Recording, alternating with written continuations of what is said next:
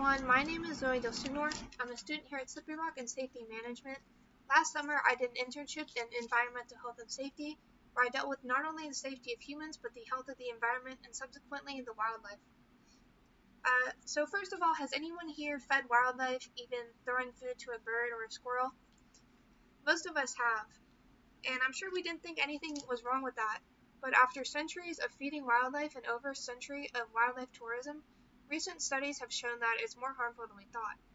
Throughout my speech, I will discuss how to differentiate harmful feeding from beneficial feeding, the impact of feeding on wildlife, and how a Tasmanian National Park has helped its animals. After today, hopefully you can better understand how feeding wildlife impacts them and how you can adjust your actions to better help the environment. First, I will discuss how you can differentiate harmful feeding from beneficial feeding.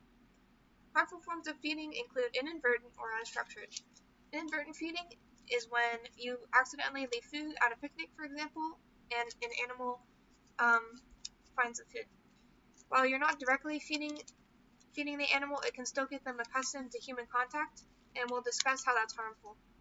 Unstructured feeding is feeding that occurs with no management or education involved. So you don't know how much the animal is eating, and people will give them food that's not good for them. Beneficial forms of wildlife feeding are usually educational and managed. So for example, if a tour guide if a ranger gives you food, then they know exactly what the animal is eating and that it's good for them. So I got that information from Newsom, To Feed or Not to Feed, a contentious issue in wildlife tourism written in 2008. Now let's get into how exactly wildlife is harmed by this practice.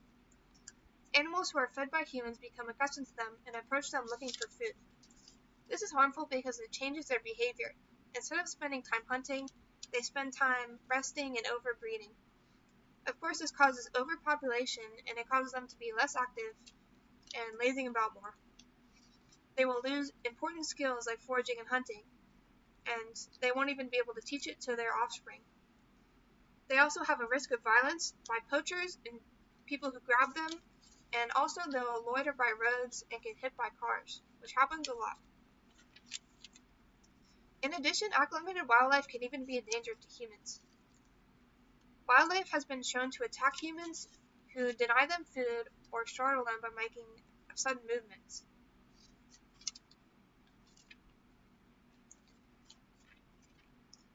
This information is from Orum's Feeding Wildlife as a Tourism Attraction, a review of issues and impacts written in 2002.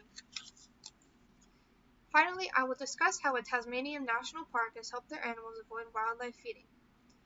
They have installed Keep Wildlife Wild signs that point out the dangers in feeding wildlife.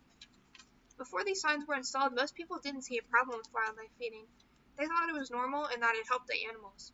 But after these signs were installed that said that it makes animals become pests, it overfeeds them, it's bad for the environment, over 92% of people became against it. So this is just proof that education of the public is the best way to solve this issue.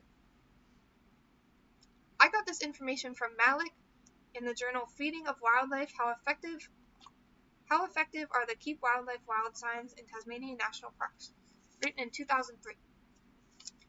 In this speech, I've discussed how to differentiate beneficial and harmful forms of feeding, the impact that this has on the wildlife, and how parks have helped their wildlife. Hopefully you have learned how to better manage wildlife feeding, and you can adjust your actions accordingly and help the animals that we all love. As Theodore Roosevelt once said, the wildlife in its habitat cannot speak, so we must and we will. Thank you for listening.